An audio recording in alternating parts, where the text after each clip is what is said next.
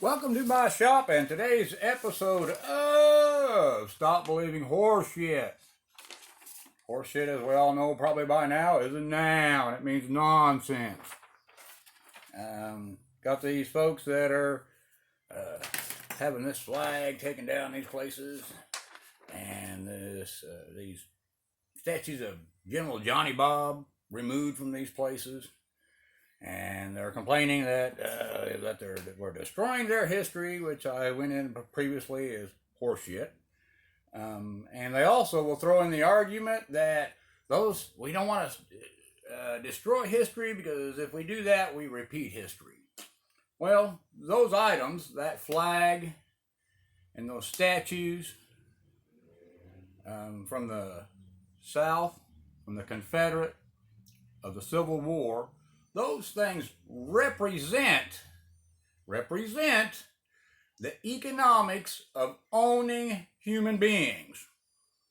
Plain and simple. Plain and simple. Our country, I don't know if you can see it up here in the reflection, I've got We the People there at the top of my little workboard here of things I think about sometimes. That's the beginning of our country. Really, that's the start of the Constitution, which was in July 4th, 1776. Note the first word there, we.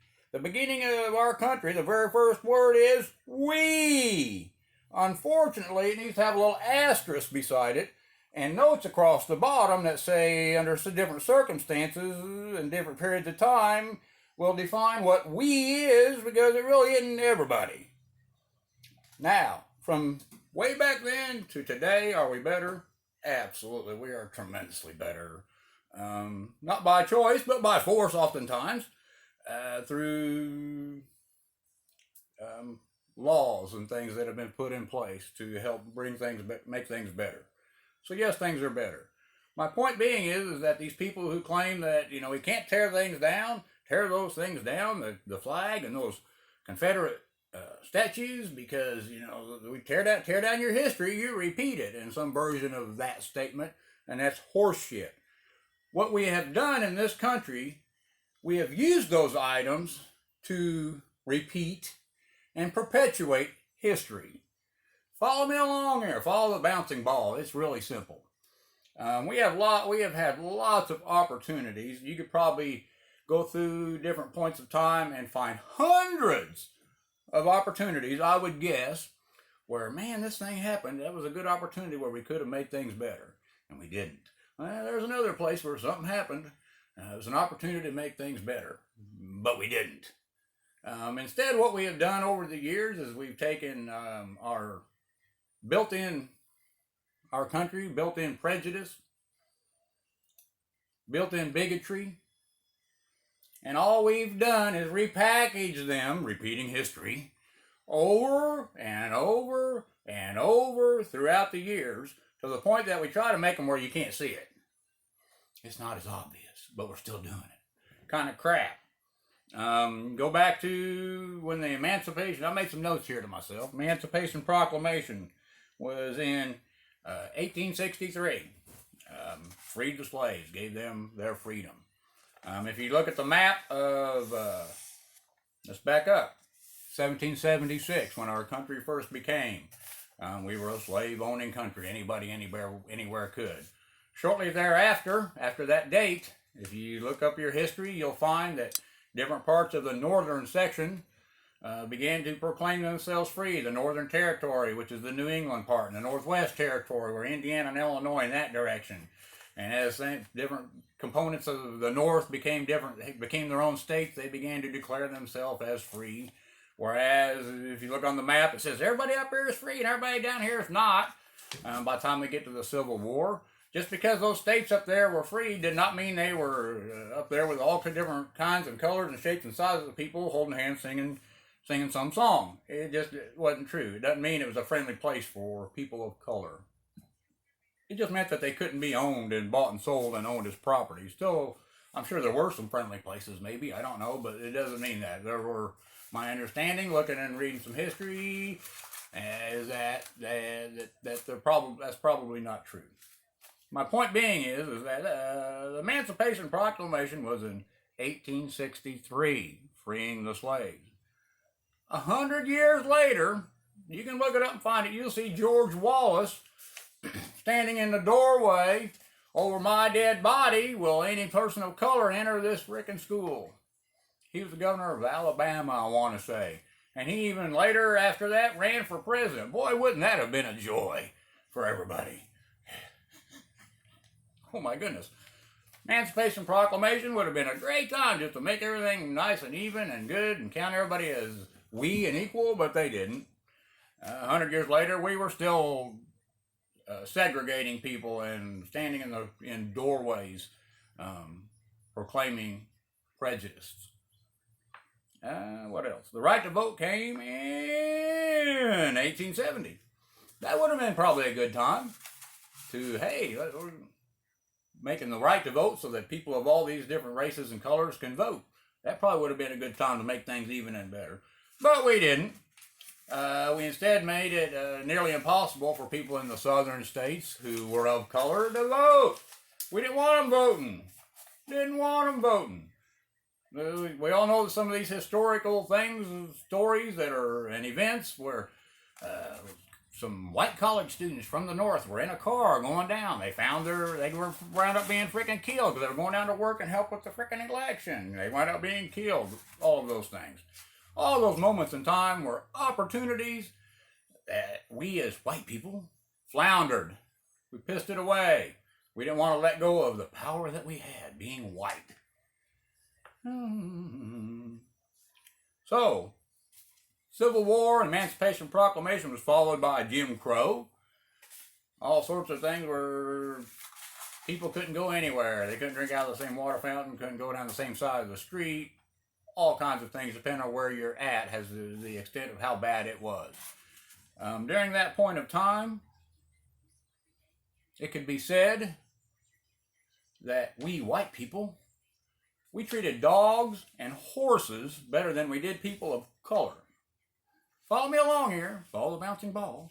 We would sit in our own kitchen. We'd feed our dogs some food off our plate. But we wouldn't go out into a restaurant and eat our dinner in a building that had a black person in it. They couldn't be in the building where we were eating our supper. But yet at home, we'll share our supper with our frickin' dog and laugh all about it and think it's funny when he begs.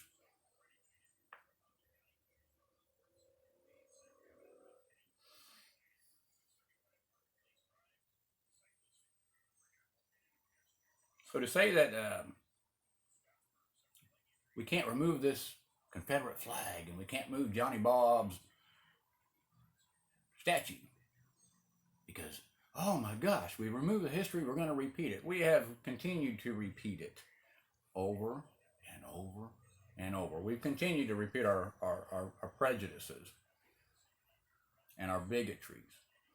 More common, more recent, even though things are better.